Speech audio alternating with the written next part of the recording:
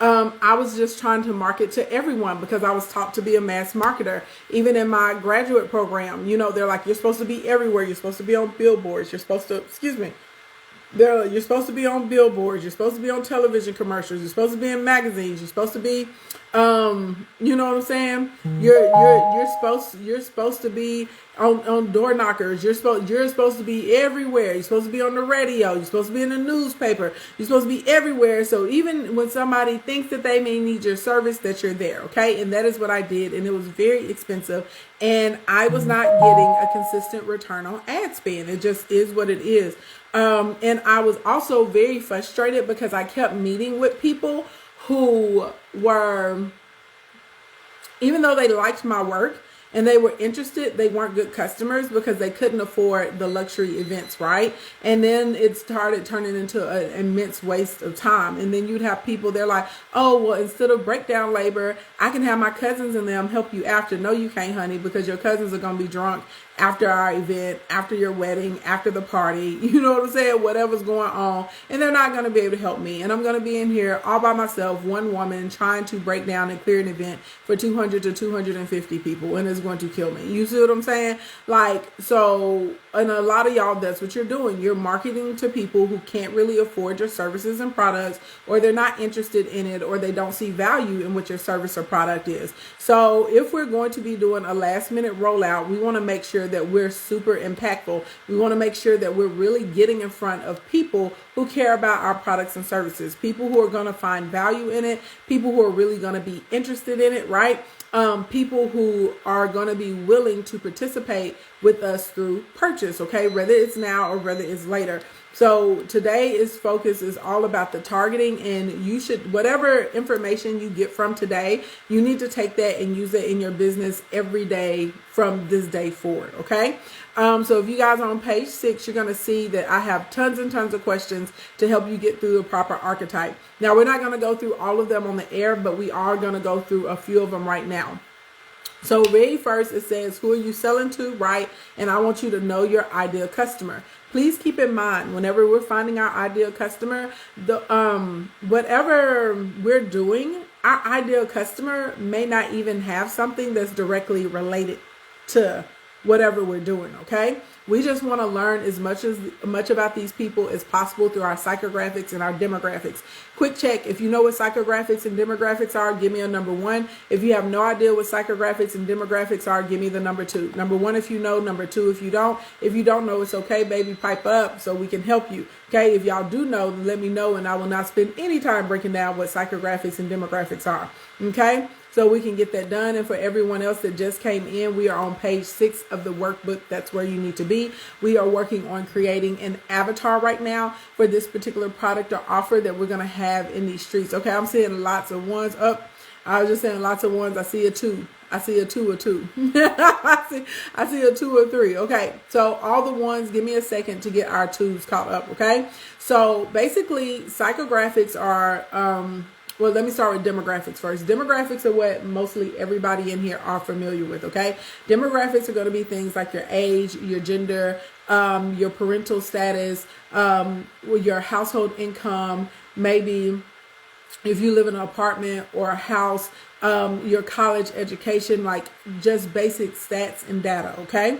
Psychographics are what I find more useful, and I think it's easier for a lot of you guys to actually locate your psychographics and get a benefit from it. Psychographics are actually like, who are your clients as people? These are their morals. This is like your clients' why. These are things that kind of make them tick, okay? This is going to have to do with a lot of hobbies, sub-communities, and cohorts that they belong to. And so that's going to help you get in front of your customer and get in front of them quickly. Please remember the number 1 rule of marketing: be where your customers are. Okay, that's what we're going. Be where your customers are. Period. Okay. So whenever we start getting into psychographics and you're learning more about your audience and your people, okay, and this is what's going on, and we're trying to be where our people are. This means we want to learn as much about them as possible. Now, not to say that demographic information doesn't matter, you know what I'm saying? Because it does. But I'm not going to lie to you, when we're out here in these social media streets and we're trying to pull up on our new clients, you're going to have a much easier time psychographically than demographically. Your basic demographics that I tell people to talk about, we're going to focus on, and let's start right now. One of the big ones is the age range. You will see right here, I'll tell you to list a 10-year age range of your target or your ideal client. The reason I tell you guys to break it down into 10s, because a lot of times people are like, oh, everybody's my client. My product can be from anyone, for anyone that is 12 all the way up to anyone who is 95. And that may be true, but realistically, are you going to speak to a 12 or a 13-year-old the same way you would talk to a 90-year-old? Are you going to market your products towards someone who's 40 the same way you're going to market your products towards someone who is 15? You're not. So for instance, the Valet 30, which is the liquid vitamin that I take every day, kids can take it. A lot of the parents that order that from me, they give it to their children, right? But they're not children running around saying, oh my God, Mom, I want some liquid vitamins. Like, that's not happening unless I started changing the bottle, the packaging, the characters, right? Promoting on certain children's channels, maybe using little cartoons to teach them or educate them about it, to make sure that they want that product. You picking up what I'm putting down? So this is why the age range matters. I would definitely tell you guys not to have more than 3 age ranges if you're just getting started, because you're going to be speaking to those people in a super specific way, okay? Next thing, what is the household income? This is really important because you want to make sure that people have the expendable income to spend on your product or service, especially if what you offer is not a need, right? If what you offer is a want. And most of us that are in here, we're not offering needs to people. We're offering desires. It's not like some of y'all in here, you're doing things that are actual needs, like they fall in the hierarchy of needs. But if you're someone, like for instance, a lot of you guys are saying that you like this headband that I'm wearing today. This is not a need. You know what I'm saying? This is a want. It's cute. It's really, really fun. You know what I'm saying? I feel like it's popping with my outfit. It's not, but this is not a need, okay? We're not going to die if we don't have a headband. Your lights aren't going to be cut off if you don't have a headband, okay? So we're looking for people who have disposable household income. Typically, you want to look for people, the ideal range are going to be people that make $65,000 or more, especially if they're single. These are people that normally have in between $800 and $1,200 a month in disposable income, which means basically they've paid all their bills. This means they put money into their savings. They may have possibly dumped a couple of money into some type of investments or whatnot. And they got extra money left. And the dope thing about these people is whenever they see something, if they like it, guess what? They buy it just like that. Okay? They buy it just like that. They are purchasing it, period. Okay? So one of the things I struggled with when I first started my event design and production company is I wasn't targeting people based on income.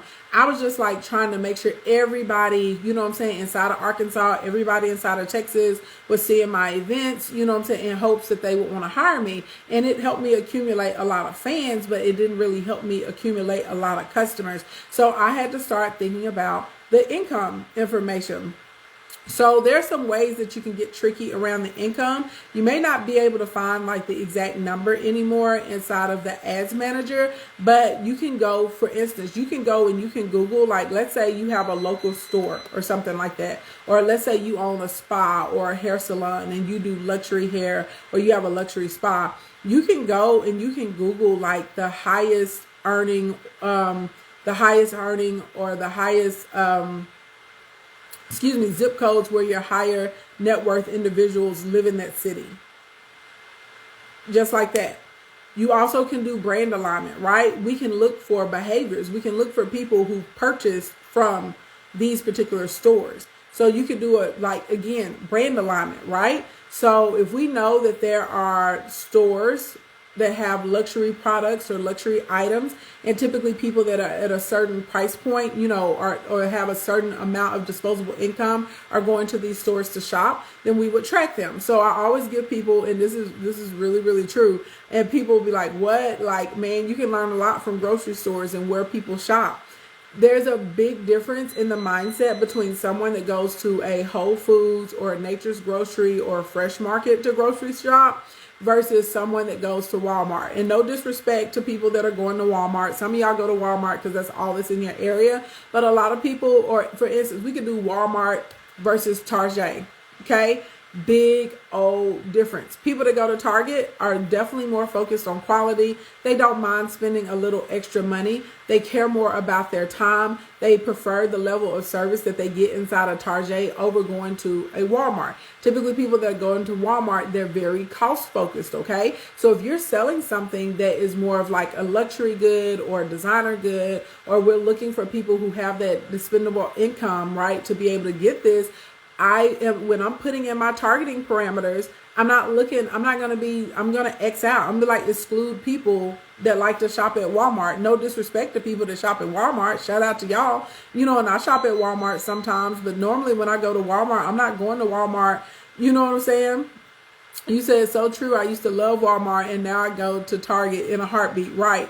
And a lot of times if I went, it was because like it was the only thing that was open 24 hours. Right. Or I was swinging there under convenience because I needed something really weird. Like I needed to get windshield wiper fluid, Rain-X, and I also wanted to pick up some apples or something. You know what I'm saying? So I just popped in there. But if you went, when you said the grocery store strategy, a light bulb came on and I started buying your products. Thank you. Yes, it's true.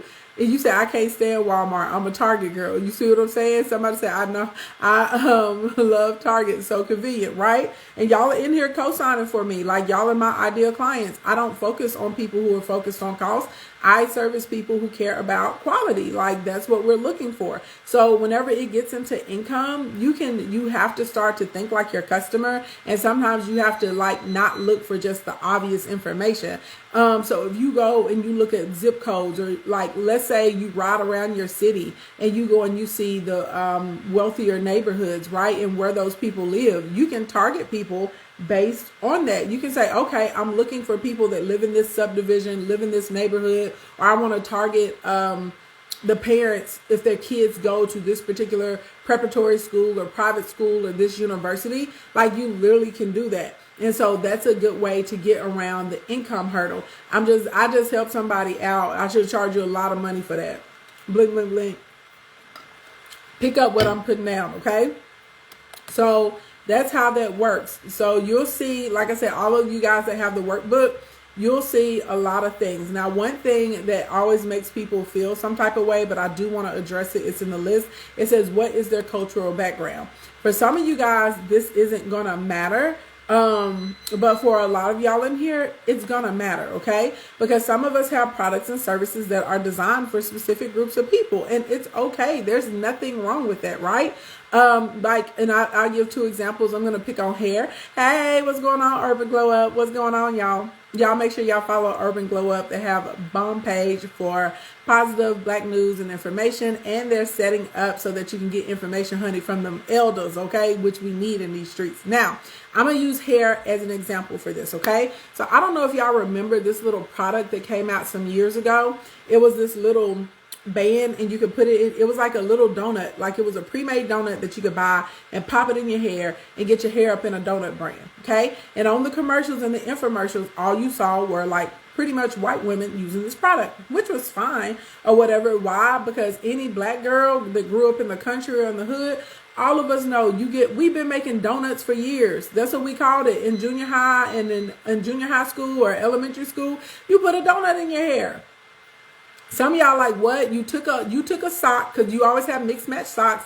You rolled down the sock and then you put like a colored pantyhose on top of it that was the tone of your hair. You put your hair in a ponytail, you slid the donut on there, honey, and you comb your hair over it, same bun. You think we out here going to spend $19.99 on donuts? No, but it was novel to shout out to all my Caucasian sisters in the building right now. It was novel to you guys, but to us, so they shouldn't have been marketing to us because we're not buying it. We make donuts for you. What are you talking about? All you need is a sock. All you need is an old sock. Roll it down, okay? So sometimes the cultural background or the race or nationality of your client does matter. Also, to all my curly girls, gang in the building, all my natural hair sisters, right? There are products, for instance, that are for us, but they're not going to be for like Caucasian, Asian, you know what I'm saying?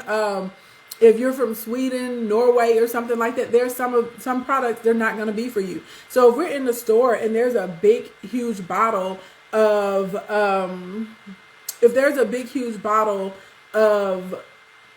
deep moisturizer formulated specifically for 4C hair, why would I spend my marketing dollars marketing that to you? Y'all don't have 4C hair. Y'all don't have, some of y'all like 4C hair. What is that? Y'all don't have the texture. Your hair, the cuticle isn't the same. Y'all not over here thinking about the porosity of your hair, any of that stuff. But if we're natural, that's something that's unique to any woman of African descent, right? We have different textures of hair. It's right. There's certain coarseness and curl patterns and tightness, and we have different hair porosities, high porosity, low porosity. Some of us work better with oils and butters and whatever else is going on. But if I'm selling co-wash, if I'm selling conditioner that's formulated specifically for someone with 4C hair, I literally only need to be targeting like women of African descent, like a black woman or African American woman, or a woman that maybe actually lives in Africa, that is melanated, that has that different texture of hair. Y'all picking up what I'm putting down? Y'all picking up what I'm putting down right now, and there's nothing wrong with that. I have clients who are Jewish. I have a client, and she makes dreidels. She makes all of these really, really gorgeous dreidels.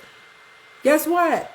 If you're not Jewish and you're not celebrating Hanukkah, or you're not, you don't come from some religious or spiritual background to where you would be interested in that dreidel, why would she be wasting her marketing dollars on Baptists or Pentecostal people or Catholic people? It doesn't make sense, right? And so I'm putting that out there because normally when people get to that part, some of y'all start feeling uncomfortable. You don't have to feel uncomfortable. You're not excluding anyone, but there are some things that are, honestly, they're just for specific groups of people on the planet Earth, because those specific groups of people have those attributes. You know what I'm saying? Those specific groups of people celebrate that, or that's in their cultural background, or that comes through their DNA. And so you don't need to be out here marketing something to everyone and wasting your dollars. You make the most out of your dollars. So if your people fit into this particular category, you do it. Another good example, let's say you make fitness clothes for plus size women. Why would you be marketing to women who aren't plus size? That's just dumb. If you got a boutique and you got clothes for plus size women, why would you be out here marketing it to petite women or straight women? It's stupid. Everybody's not your person. You need to make sure that this is getting in front of plus size women's right inside of their faces for their clothing. So I'm saying that because I need y'all to be comfortable with really saying, who is my product for? And it doesn't make you a bad person because your product isn't for everybody. Sometimes it's just not. Some of the things that we cater to, some of the things that we build, that we invent, that we design, that we source, that we create, they're for specific groups of people, period. It is what it is, okay? And find your customer, and it's okay to find your customer and speak to the customer. Now, if you're out here like, I hate skinny girls, they all should die, now that's a problem, okay? now that's a problem. Why? Because now you're right now you're hate mongering, you're disparaging another group of people, right? And you're purposefully excluding, right? You don't think there's skinny women who have plus size women in their life, right?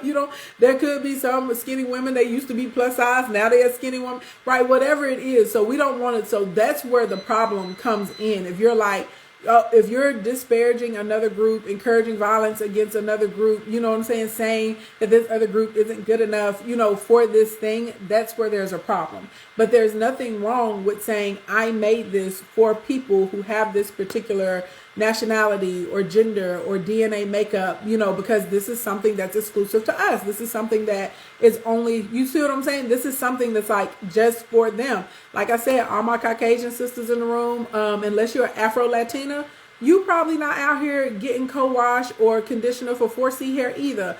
About the only way that somebody that doesn't have a hair texture like ours is going to get it, if you've adopted a child or if you have a mixed baby. That's it, right?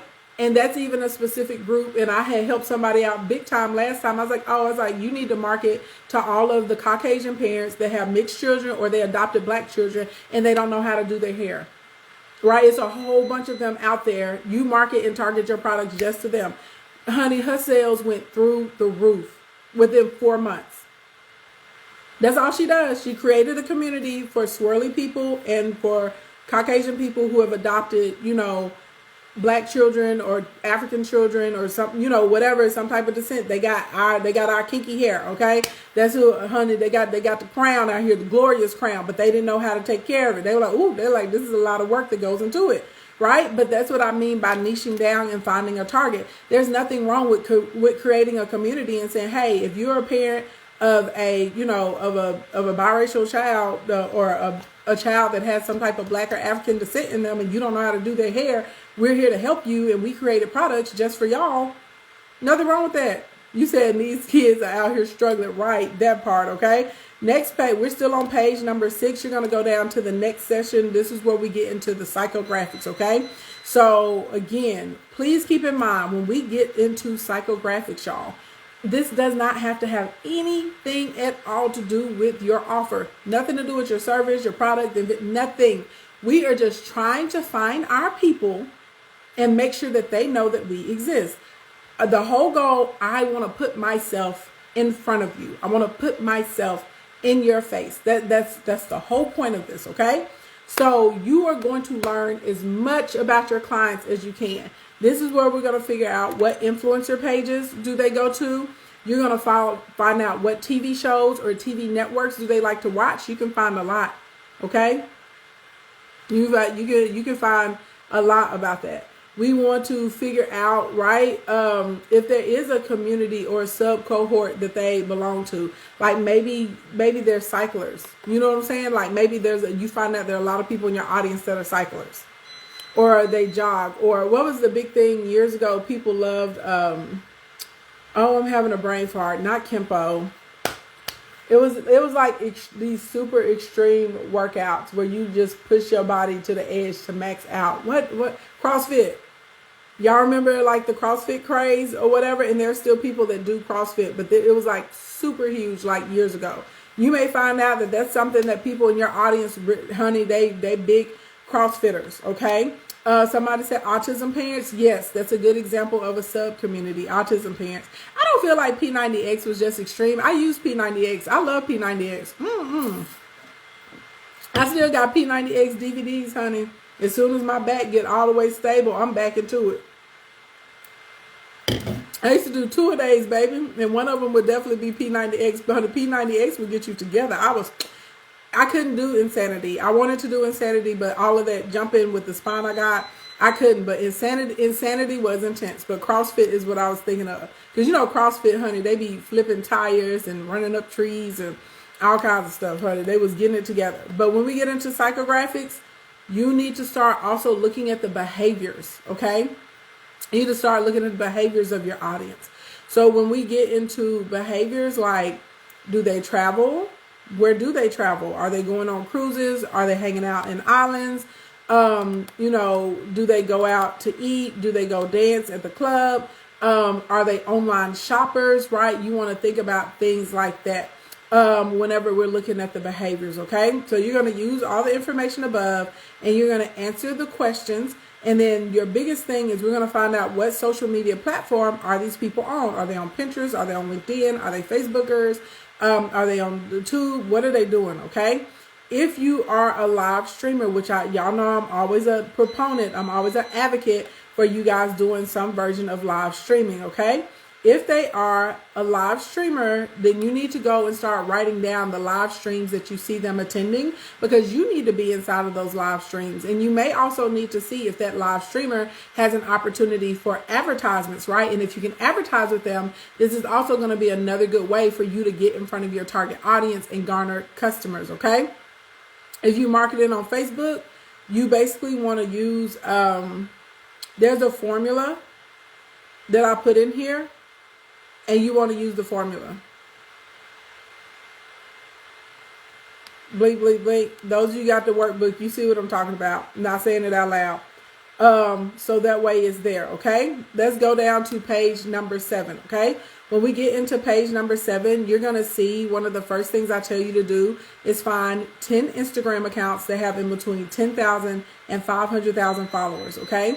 These need to be Instagram accounts that your ideal audience already follows. Okay. If you already have customers, then you need to go to pages that they already follow, because again, remember, we're just trying to get ourselves in front of people who would like our products and services. Okay. So these don't necessarily have to be like based on your industry or relative to what you do. I mean, if we can find some that's relative, that's even better. Like for instance, if you do something with like wigs or units, you probably want to try and connect with makeup pages, maybe fitness pages, fashion pages, things like that, right? Because those things kind of correlate together. Does that make sense? But we're looking for where our people are. So you need to go find 10 pages. And the reason I'm telling you to find accounts that are in between 10,000 and 500,000 followers, because typically if you want to run ads on their pages, they're going to be economical. Like you literally, like they're going to charge you anywhere from maybe like $5 to $250. Some of y'all always want to hit people who have millions of followers, which there's nothing wrong with that. But someone who has millions of followers, they have a budget. You know what I'm saying? Like their ad cost is going to correlate with the fact that they have millions of followers. And so their ads a lot of times are going to start at $500 and up. A lot of them are going to be a couple of $1,000s or maybe a few $1,000s as well. But if we stay in that range, and I'm not saying you have to limit yourself to that. If there's someone who has a bigger account and you want to work with them and you got the cash to kick down the ad, then go ahead and work with them. But most of y'all in here, you're gonna get way more bang for your buck if you focus on pages that have in between 10,000 and 500,000 followers or audience members, and you go and you shoot ads to those pages. You may be able to show up on like 4 or 5 pages literally with only spending $150, which is crazy when it comes to marketing and advertising. Like that's incredible that you can spend $150, and like let's say those pages, each of those are in between 100 and 150,000 like on those pages, and you spend $150, you pretty much just like ensure, you know what I'm saying, that at least, because the algorithm that Facebook and Instagram uses called the edge, so they're going to show it to 7 to 10% of your followers. Okay, so you just pretty much ensure that at least 50,000 people saw your post. At least 50,000 people saw your post. And right, and so like in that week time, you can go up in between 1,000 to 2,000 real followers who are going to get in your DMs. They're going to ask you questions. They're going to be interested in your products, your services. If you go live, they're going to pull up and come into the live, and you're going to have the opportunity to offer them to work with you or purchase with you. Y'all picking up what I'm putting down? So you want to find this list of 10 and like literally every day, every day, every day, every day, every day. Every day you need to be showing up on someone's page. Okay. And special note, when we're showing up on these other Instagram accounts or live streams, you need to go and look and see how they deliver content to their audience. And you need to try and make sure that your content is similar to theirs. When you get to the page, you don't want your content to be so different from what their audience is used to consuming that no one pays attention to what you just posted, right? So, hey, Woman CEO Mindset. So one of my clients, Woman CEO Mindset, is in the building. Paula has built her page to over 500,000 followers organically. And she's done that in under 2 years, and she's having a lot of success with her products, and I'm super duper proud of Paula. And so I actually, even though Paula is my client, I run ads on her page because she has a very engaged audience. So if I run an ad on Paula's page is very much a theme. And so a lot of things are like blush, they're pink. If they're women, they're like women like looking like super sexy and powerful. There's normally like a dark filter on top, and then maybe there's the quote, right? I'm paying attention to her page. So if I'm putting a post on her page, or like the people like quotes too, normally on white backgrounds or whatever, and then you can type out the quote. So if I'm putting that on her, if I'm going to run an ad on her page, I'm going to make my content look as similar to hers as possible, because I want the best result when I run an ad on her page. Y'all picking up what I'm putting down? Now, I run ads on my page, right? But my page looks totally different than Paula's page. I do a checkerboard, and I like color. I like a lot of color, right? There's a certain look and an aesthetic of my post, but I like color, and my audience responds well to posts with headlines. So if you ever get on my page, you'll see there's a headline that kind of summarizes what that post is about, who that person is, why you should be checking for them, why you may want to follow them, right? So it may say like, this man or this woman created an organic skincare line to help her daughter with eczema, and now and now she's helping other parents with children with eczema or something like that, right? That's just an example. And then there may be a picture of the lady or the guy and their kid, maybe with like a big mixing bowl and some products stacked up on the counter or something like that. That's the post that's going to do well on my page. There's another one of my sorority sisters does vending machines. And they're like, hey, this woman teaches you how to start your own vending machine business. It goes wow every time it's posted, and people love it, right? So y'all picking up what I'm putting down? Like, but you could not take that ad that's on my page and put it on Paula's page. It's not going to work on Paula's page because her audience doesn't respond to that type of content. So when you're going to these different influencer pages, you have to pay attention to how their audience likes their content. You have to look at their page, go and see their really high performing posts, go and look for their posts that have a lot of engagement, and you want to create your content to be similar to that. So it literally could be the same piece of content or the same information, but you may style that same piece of content like 5 different ways. You said, would there be a replay of this? If you purchase the 17-day Black Friday sales kit, you'll get the copies of these replays. And there are other video rollout trainings inside of there too that I give, like different other tips and stuff like that, like full-on rollouts for if you have a brick and mortar store, if you sell services, digital products, all of that good stuff. So yeah, so that's a special note on there, okay? Next thing, if you are doing live streaming, you need to list your 5 to 6 accounts. We started with 5 on here that your audience attends, and you need to make it a point to try and join those broadcasts at least 3 times a week, okay? And not only do you need to join, you need to be active. You can promote. If you don't have any commentary to add to the conversation, then go in and be nice, promote their stuff, drop their links, say hello to different people. But you want to try and be a participant and converse, right? And again, if that streamer will do like interviews or if they do ads and things like that, honey, holler at them and get on there and get in front of those people. That's a real easy way to pick up, 100+ active, engaged audience members, like just like that. Okay. So bada boom, bada bang. At the bottom of page 7, you guys, is where you're going to see the formula for the Facebook ads for all of you guys that are that have the workbook. You can plug in the information there, then go and add it into the audience insights, and that'll help you get in front of your customer. Bam. That's where we're going to stop at today.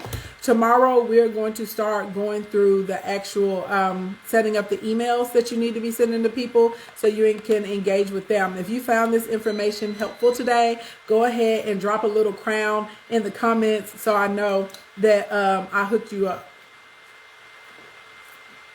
If you found this information helpful, let me see your crown in the comments. Let me see it. Hey, let me see it. Hey, let me see it. Let me see it. Let me see it. Look at the bottom of page 7, Curves and Cupcakes of the workbook. You will see down there at the bottom, like after you get through, where I just told you as far as like finding, like looking at your Instagram pages and looking at your live streams and how to go and engage and interact with those people really quickly. You're going to see at the bottom, it's going to say, if you're using Facebook, and it tells you to create your static image or your video ad, and then it tells you to try this formula to get in front of your target audience. It's down there at the page, at the bottom. And it's like literally, it gives you the example of like what you need to put inside of the ads manager so that way you can get in front of your target audience. It's on there at the bottom. It works. Like that formula has been working for us for years, and it works for several of my other clients. For all of you guys that are given the crowns, if you have not clicked the link in the bio and tap the first button yet, you want to do that so you can get this. Good 17-day Black Friday sales kit. This is specifically for all of you guys that are last minute, or if you need a little boost. It is normally $227 to get this kit. Clearly, you can see why from us just going through the archetype information today alone. But you can get it today for just $35, okay? It has a 23-page guide that tells you what to do and what to post. That's what we're going through right now. It has broadcasting topics for any of you guys that are going to be live streaming. Okay. It has new sales tips and videos. It has a new ad conversion video that's inside of there, so to help you with your ad conversion. It has quick revenue generation video, so a couple little 1-2 tips on there. We got a Facebook strategy video that's inside of here as well. You're also going to get your landing page conversion tips. And it has the Instagram and Facebook ads formula, which I just mentioned, that's inside of here. And for all of you guys that are watching this week, I know you want these replays. They're going to be added into this as well. Okay. So that's how that works. We got a few minutes for Q&A. I'm already late to my meeting. So let's see, we'll do about 5 minutes of Q&A real quick in these streets. And then your girl got to get on down. I got to get on down. I got to get on down in these streets. Okay. Thank you for all the crowns, by the way. Let's see what's in the question. Thank you for everyone that's saying you already got yours. You said, can we talk about the recent hashtags being banned? Do you think there will be fixes soon? I do think there'll be fixes after the election calms down. But if you're doing what I told you to do today, it doesn't matter. Like, you'll notice if you go look down my page, like, honey, we still cooking with fish grease. I'm still getting comments. You know what I'm saying? I'm still getting engagement from my audience. One thing I would tell y'all, and this is not just for you, this is for everybody in here. You have got to fix your mindset. Listen to what I'm saying. You have got to fix your mindset, and you got to fix it not now, but right now. First of all, I tell y'all all the time, none of us own Facebook or Instagram. We do not own these platforms, right? And because we don't own these platforms, this is one of the reasons I'm so hard on y'all about list building. I'm always saying list build, list build, list build, list build, list build, list build, list build. So if Facebook or Instagram stops working, I don't even care about the hashtags, but they just stop working. If the platforms did, guess what? I can still text y'all. I can still email y'all, right? I can still call you because I got your information. Like, that's number one. This is a tool to help you build up your awareness and build up your market share and your audience. Okay. Next. Now, because it is a free platform, there are going to be changes. Changes happen all the time, right? And so what if the hashtags don't work? Anytime you get a challenge, the only thing that does is that forces the best of the best to rise. Like, you have to find a way to get around it. They change the ads manager all the time. They went through this whole year taking all kinds of stuff out of it. I had people whining and complaining, but we were still doing fine. And they were like, how are you doing this? Because you got to get creative. You think of a different way to get to what you want. So if hashtags are not working, and I'm giving out strategies to the Glow Gang, shout out to that. If any of you guys that are in the Glow Gang, y'all know we got Power Drive training tomorrow night at 8. So anybody that's in the Glow Gang, I'm definitely going to be giving those strategies to combat this little hashtag freeze. But at the end of the day, like, you have to get it in your mind. Like, okay, this one door closed. Let me find out how to get in another door. Like, that's it. That's all it is to it. That's all it will ever be. And people that stay winning, we're good at figuring out, like, oh, this thing shut down, or this pathway closed, or that window is closed, or that door is closed. Well, all right, let me see if I can get in behind the building, on the side of the building. Let me see if I can come in with somebody else. Or let me build a tunnel underneath you and get in. You know what I'm saying? Like, you're gonna figure it out. So challenges literally only create, like, challenges quickly. What do old people say? The cream rises to the top. That's all challenges do. If there's a challenge, makes it rise to the top. How do you join the Glow Gang? Click the link in my bio and tap the button that says join the Glow Gang. Gang. That's how you get. It's still pending for you. Make sure that you answered all the questions and that you agreed to the group rules. If you don't agree to the group rules, we won't let you in, boo. Let's see. I'm a coach. Should I focus on getting to 5K and then finding clients, or should I do it now at 100 followers? If you are selling something, or if you're in business, you're supposed to try and be in business all the time. When I started this page, I only had 0 followers. Baby, it is what it is. If you have more than one box, should we focus on one, on the one that has the most followers? I would tell you to focus on the one that has the most engagement. Followers don't always mean engagement. For those of you that want the workbook, click the link in my bio, tap the first button. That's how you get the workbook and the copies of these sessions. I'm shy doing live. How can I get over this? Practice, boom hair. That's it. It's practice, and it's a mindset. The more you practice, the more comfortable you get in front of the camera.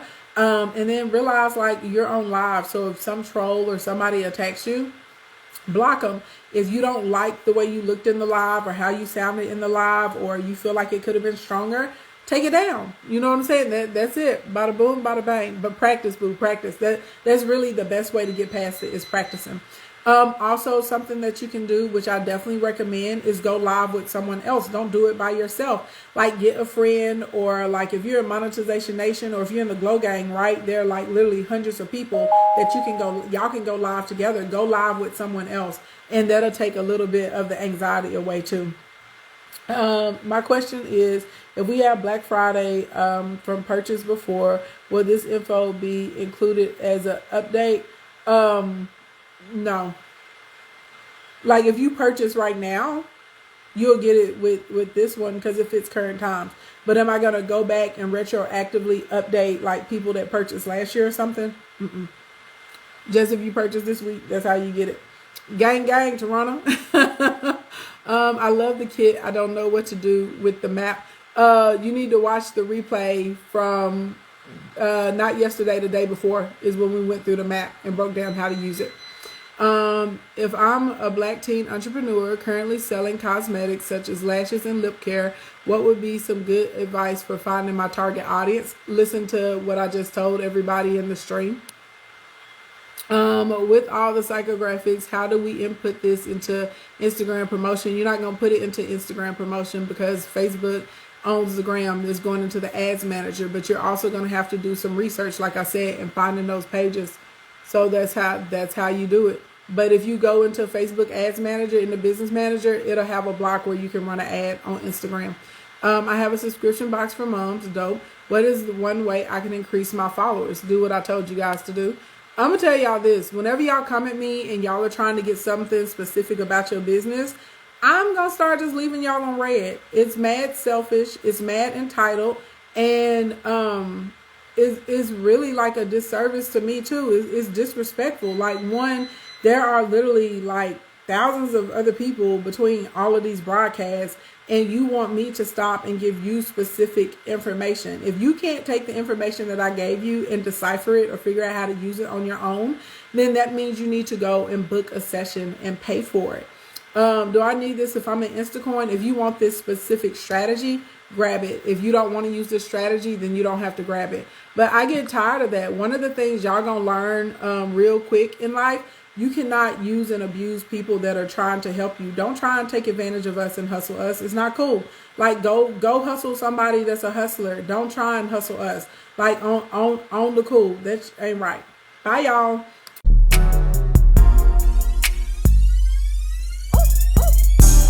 Like what we teach works.